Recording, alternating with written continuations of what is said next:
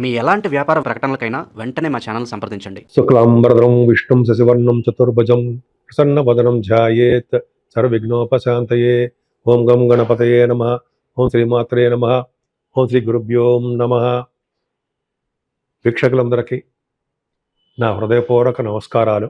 ఎంతగానో ప్రోత్సహిస్తున్నటువంటి మీ అందరికీ పేరు పేరున నా హృదయపూర్వక నమస్కారాలు. ఇప్పుడు మనం 1 డిసెంబర్ నుండి 31 డిసెంబర్ వరకు కూడా ఈ నెల్లాళ్ళు మేషరాశి నుంచి మీనరాశి వరకు కూడా గ్రహాల యొక్క ప్రభావం వివిధ రాశుల మీద ఎలా ఉంటుందో తెలుసుకోబోతున్నాం. దానికంటే ముందర మీ జాతకాలు చూపించుకోవాలనుకుంటే నన్ను సందర్శించవచ్చండి. నా పేరు వాడ్రే ఆదినారాయణరావు శర్మ. మీరు జాతకాలు కావాలనుకుంటే మీ date of birth, time of birth, place of birth అన్నీ ఉండాలండి. ఉంటే మీ జాతకం తప్పనిసరిగా చూస్తాను. అంతేకాకుండా మీరు మెసేజ్ పెట్టచ్చు వాట్సాప్లో, తప్పకుండా రెస్పాండ్ అవుతాను. మీకు ఫోన్ కూడా చేస్తాను నేనే. అంతేకాకుండా వాస్తు విషయాల్లో కానీ వాస్తు కూడా చూస్తూ ఉంటాను నేను. అంతేకాకుండా మ్యాచెస్ ఉంటుంది సార్. మ్యాచెస్ అంటే వధూవరుల జాతకాల పరిశీలన, అలాగే అనేక రకాల ముహూర్తాలు నేనే పెడుతూ ఉంటాను. మన దగ్గర శిష్యులు కానీ ఎవరు ఉండరు. నేనే పెట్టడం వల్ల మీతో డైరెక్ట్గా మాట్లాడడానికి అవకాశం ఉంటుంది. ఇప్పుడు మనం ప్లానెటరీ పొజిషన్ గురించి మాట్లాడుకుందామండి.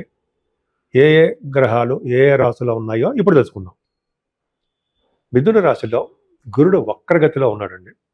అంటే 6th డిసెంబర్ నుంచి ఉంటాడు. 5th డిసెంబర్ వరకు కర్కాటక రాశిలోను, 6th డిసెంబర్ నుండి మిథున రాశిలోను ఉంటాడు.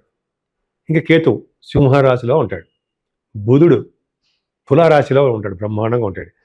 7వ తారీఖు 7th నుంచి బుధుడే 7th నుంచి మనకంటే వృశ్చిక రాశిలోకి రావడము. రవి శుక్ర కుజులు కూడా వృశ్చిక రాశిలో ఉండడము, వాళ్ళతోటి పాటు బుధుడు కూడా ఉన్నాడండి.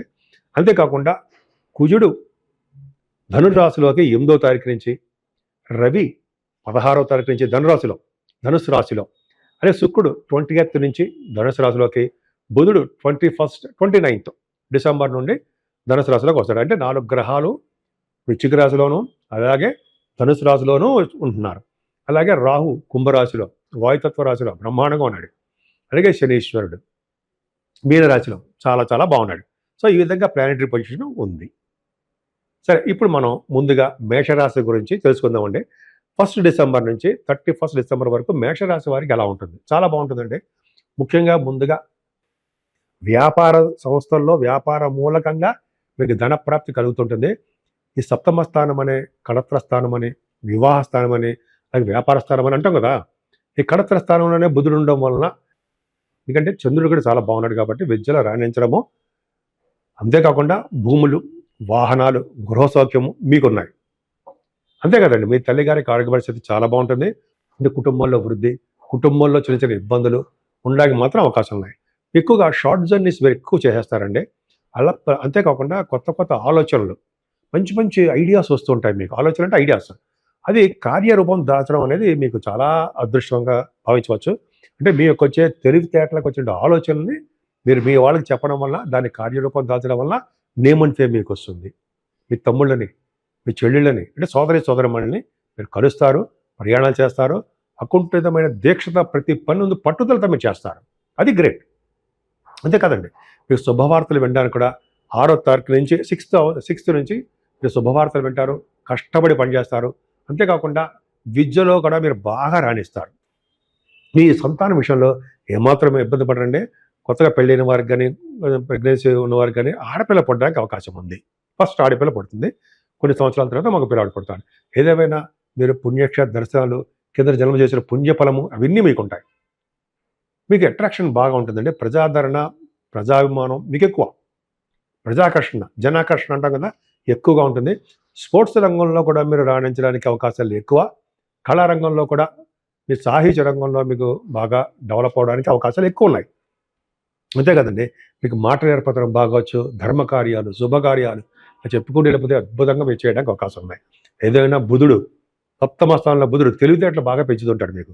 ముఖ్యంగా రైతులకి పంటల్లో నష్టం రాకుండా ఎప్పుడు కూడా ధనము బాగా ఉంటుంది.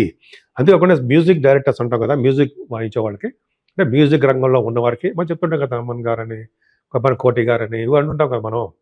అట్లాగా మనకి మణిశర్మ గారు అంటుంటాం కదా! వాళ్ళకి అంటే నాకు తెలిసిన గుర్తున్న పేర్లు చెప్తున్నా కూడా ఎప్పుడు వాళ్ళకి కూడా చాలా బావుంటుంది. డైరెక్షన్స్ బావుంటాయి. అలాగే గాయని, గాయికలకు కూడా మంచి రోజులని చెప్పచ్చు. ఆర్థికంగా చూసుకుందాం. ఫైనాన్షియల్‌గా ఏమాత్రం ఇబ్బంది పడరు మీరు. ఎందుకంటే సెకండ్ హౌస్ లార్డ్ శుక్రుడు కూడా చాలా బాగున్నాడు. కాకపోతే అంటే మీ సెకండ్ హౌస్‌ని శనీశ్వరుడు చూడడం వలన మీకు రావాల్సినటువంటి సంపదలు, ధనము లేట్ అవుతుందేమో తప్ప ఖచ్చితంగా మీకు డబ్బులు వచ్చి తీరతాయి. పైగా ఈ శుక్రుడు కూడా అష్టమ స్థానంలో ఉన్నాడు. అష్టమ స్థానంలో శుక్రుడు ఎవరి జాతకంలో ఉన్నా వాళ్ళకి ఐశ్వర్యం పట్టుకుంటుంది అని శాస్త్రం కూడా చెప్తుంది. సో, ఈ విధంగా మీకు ఫైనాన్షియల్‌గా ఏమాత్రం ఇబ్బంది పడరు. మీకు వివాహ శుభకార్యాలు అంటే వివాహ శుభకార్యాలు జరగవు. బట్ వేడుకలు జరగడానికి, అంతేకాకుండా మీ ఇంట్లో మ్యారేజెస్ సెటిల్ అయిపోవడానికి అవన్నీ మీకు అవకాశాలు బాగా ఉన్నాయి. బుధుడి వలన మీకు చాలా మంచి యోగాన్నే కలిగిస్తాడు. బుధుడు సప్తమ స్థానంలో అద్భుతంగా ఉన్నాడు. అంతేకాకుండా అష్టమ స్థానంలో కూడా రవి, శుక్ర, కుజ, బుధులు ఉన్నారు.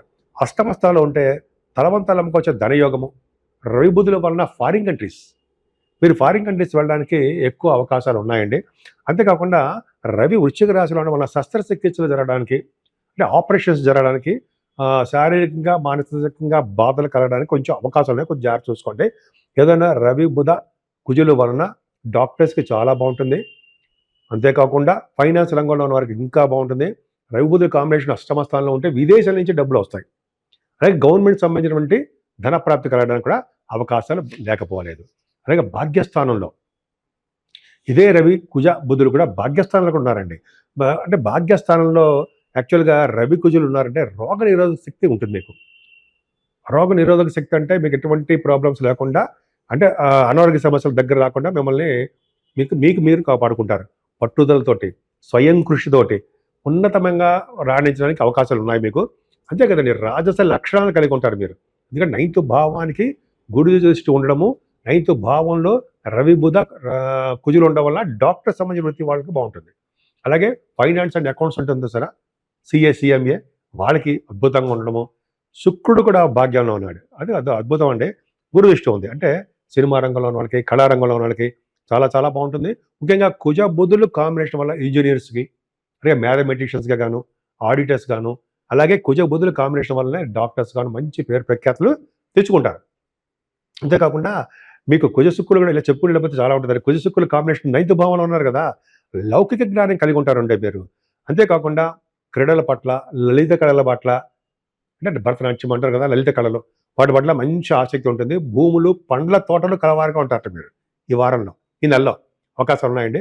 ఏదైనా దశమ భాగ్యం, లాభస్థానం అంటే 10th హౌస్ లార్డ్ మీకు వైభవం ఉండడం వల్ల సాఫ్ట్వేర్ రంగ ఉద్యోగస్తులకి, గవర్నమెంట్ రంగ ఉద్యోగస్తులకి, అంటే ప్రభుత్వ రంగ ఉద్యోగస్తులకి కొద్దిగా వాళ్ళ జాతకాల ప్రకారము ట్రాన్స్ఫర్స్ అవ్వడానికి అవకాశం ఉంది. ఉద్యోగరీత్యా ట్రాన్స్ఫర్స్ అవుతారు మీరు.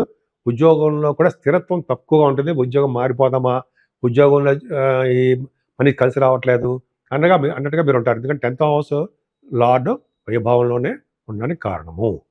అలాగే లాభస్థానంలో కూడా రాహు ఉన్నాడండి మీకు. లాభస్థానంలో రాహు మిమ్మల్ని బాహువులు మీకు చెప్తారంటారు కదా, అంటే ఏం లేదండి. మీరు లాభంలో రాహు ఉన్నాడంటే పుణ్యక్షేత్ర దర్శనాలు, దైవ దర్శనాలు, కాశీ వంటి క్షేత్ర దర్శనాలు, ఫ్లైట్లో ఎక్కి తిరగడాలు. అంటే అందుకని ఇండియన్ ఎయిర్ ఫోర్స్ అకాడమీ వాళ్ళు ఉంటారు సరే, ఎయిర్ ఫోర్స్లో పనిచేస్తున్న వాళ్ళకి చాలా బ్యూటిఫుల్గా ఉంటుంది. అంతేకాకుండా మీరు సినిమా షూటింగ్ రీత్యా, వ్యాపారాల రీత్యా చాలా ఉన్నతంగా రాణించడానికి అవకాశాలు ఉన్నాయి. 12వ భావంలో శనీశ్వరుడు ఉండడం అంత గొప్ప అదృష్టం కాదండి. ఎందుకంటే ఆయన 11వ ఇంటి వాడు, అంటే మీకు పాపి అవుతాడు ఆయన. కాబట్టి 12వ భావంలో ఉన్న శనీశ్వరుడు వలన నీటి గండం ఉండడానికి అవకాశం ఉంది. ఏదేమైనా మేషరాశి వారికి పూజించవలసిన దేవుడు అమ్మవారు.